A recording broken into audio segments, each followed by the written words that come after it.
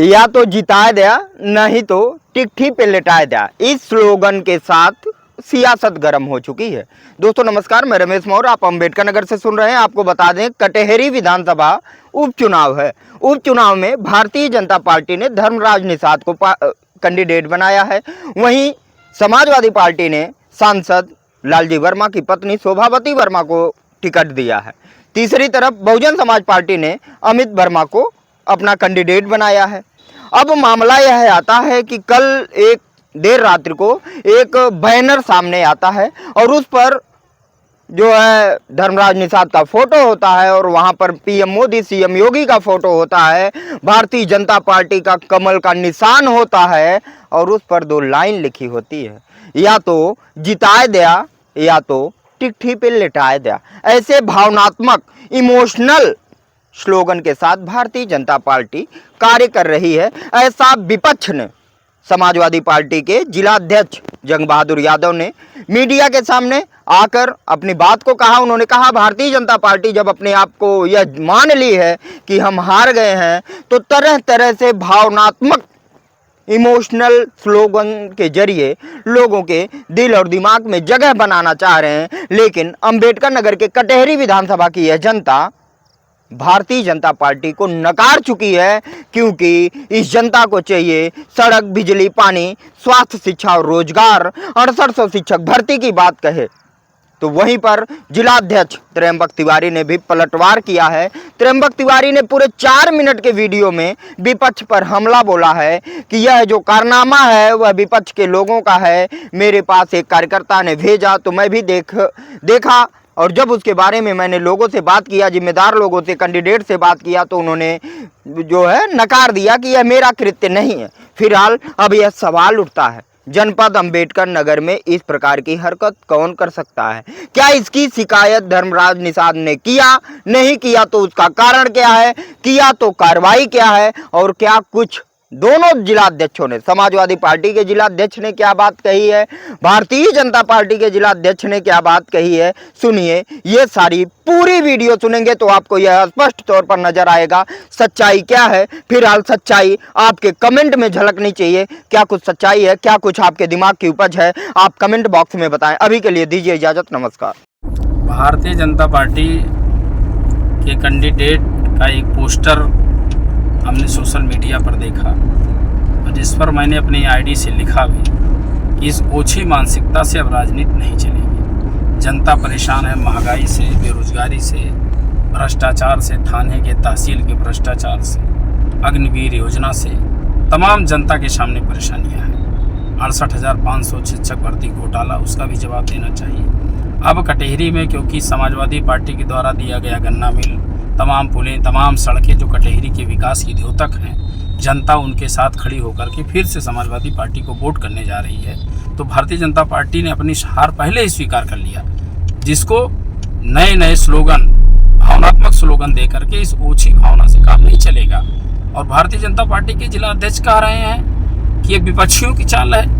अरे भाई, जो विकास के काम हम करते हैं उसको आप अपना गिनाते हैं। अपने द्वारा हार स्वीकार कर लिया पहले ही, जनता के बीच में कैसे चर्चा में बने रहें केवल चुनाव तक, उसको बचाए रखने के लिए अनलगल उल्टा पुल्टा काम करके और विपक्ष पर आरोप लगा रहे हैं। विपक्ष के काम भी तो बता देते कि विपक्ष ने किया है, कि विपक्ष के जो विकास के कार्य उसको अपना बताते हैं। और जब आपने पहले ही हार स्वीकार कर दिया, आपने कहा आपके कैंडिडेट ऊट पटांग काम कर रहे हैं, पोस्टर लगा रहे हैं, तो उसको आप जो है बता रहे विपक्ष की चाल है।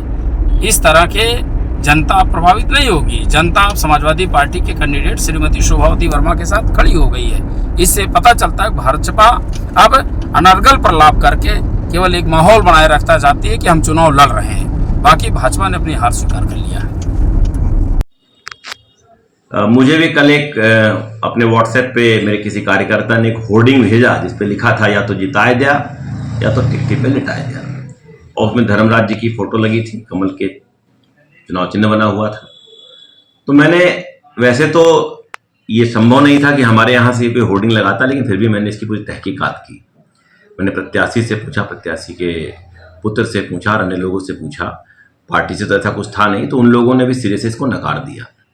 तो निश्चित तौर से मूल्यों की राजनीति भारतीय जनता पार्टी करती है, मूल्यों की गिरावट की बात हम नहीं करते। लेकिन हमारे जो विपक्ष के लोग हैं, साजिश और इस तरीके के हथकंडे अपनाना ये उनकी राजनीति का तरीका है।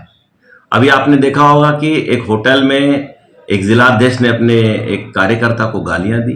वो किस पार्टी के लोग हैं? अभी आपने देखा होगा उस पार्टी के बड़े नेता ने निषाद और राजभर समाज को तुच्छ कहा। ये किस पार्टी के लोग हैं? इस प्रकार के अनेकों हथकंडे, यहाँ तक कि भारतीय जनता पार्टी के कार्यकर्ताओं को पूंजीवाद के दम पर, अर्थ के दम पर रिझाने लुभाने का काम कौन कर रहा है?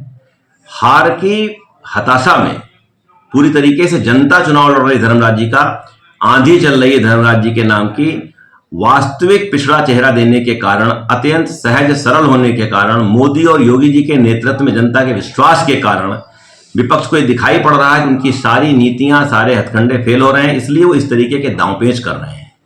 यह विपक्ष की साजिश है। हमारा प्रत्याशी तो केवल विनम्रता के आधार पर वोट मांग रहा है। हम तो बहुत प्रचार सामग्री पर विश्वास नहीं, क्योंकि हमारी जनता खुद अपने लिए वोट मांग रही है। होर्डिंग, पोस्टर लगाने की जो आवश्यकता पड़ रही है पक्ष में या विपक्ष में, साजिश के तहत ये विपक्ष के लोग कर रहे हैं। पूरी तरीके से ये भारतीय जनता पार्टी और उसके प्रत्याशी का नहीं, बल्कि विपक्ष की साजिश का पोस्टर है। क्योंकि प्रत्यक्ष प्रमाण नहीं है, इसलिए मैं सीधे नाम नहीं ले सकता हूं, लेकिन निश्चित तौर से ये विपक्ष की साजिश है, जिससे कि वो दिखा सके कि भारतीय जनता पार्टी किस तरीके से काम कर रही है। त्र्यंबक जी, एक सवाल ये उठता है कि आपने कहा कि विपक्ष ने जो है ये पोस्टर लगाया है, हालांकि इसका पता नहीं चल पाया है, तो क्या आपको ये लग रहा है कि जो आप लोगों ने ये पोस्टर बीजेपी की तरफ से या प्रत्याशी की तरफ से नहीं लगाया गया था, आप अगर विपक्ष के ऊपर निशाना साध रहे हैं, तो क्या इस पे कोई कानूनी तौर पे इस पे कार्रवाई भी बीजेपी करेगी, इस तरीके की जो साजिश की जा रही है विपक्ष के द्वारा? देखिए, जब चुनाव नजदीक है और हम लोग एक तरफा चुनाव में जीत की तरफ बढ़ रहे हैं, तो इस तरीके से कहावत सुनिए आपने, हाथी चलती कुत्ते भौंकते रहते हैं।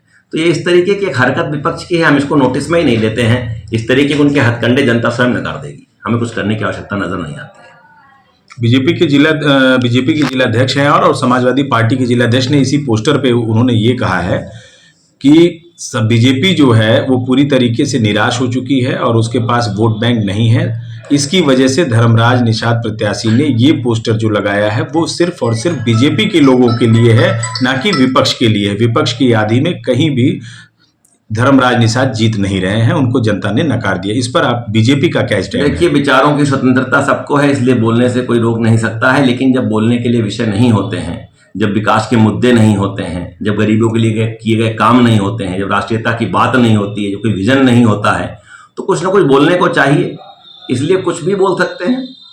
वास्तविकता यह है कि पूरी तरीके से फ्रस्ट्रेशन के शिकार है विपक्ष के लोग। धर्मराज जी की लोकप्रियता, भारतीय जनता पार्टी की लोकप्रियता, योगी जी और मोदी जी के नाम की जो आंधी चल रही है, उसमें भारतीय जनता पार्टी के प्रत्याशी के आगे इसमें विपक्ष के सारे प्रत्याशी अपने आप को धराशायी मान रहे हैं। उनकी सारी नीतियां जातिवाद, क्षेत्रवाद, पूंजीवाद, सब राष्ट्रवाद के आगे फेल हो गए हैं। इसलिए हताशा में आकर के इस तरीके के बयान दिए जा रहे हैं। क्या धर्मराज से बीजेपी की कोई बात हुई है क्या इस पोस्टर को लेकर के? नहीं, मैं अध्यक्ष होने के नाते मैंने स्वयं बात किया और बात करने के बाद मैं अधिकृत रूप से बयान दे रहा हूं, क्योंकि मैं बाकी विपक्ष के नेताओं की तरह अनर्गल बयान देने पर विश्वास नहीं रखता हूं।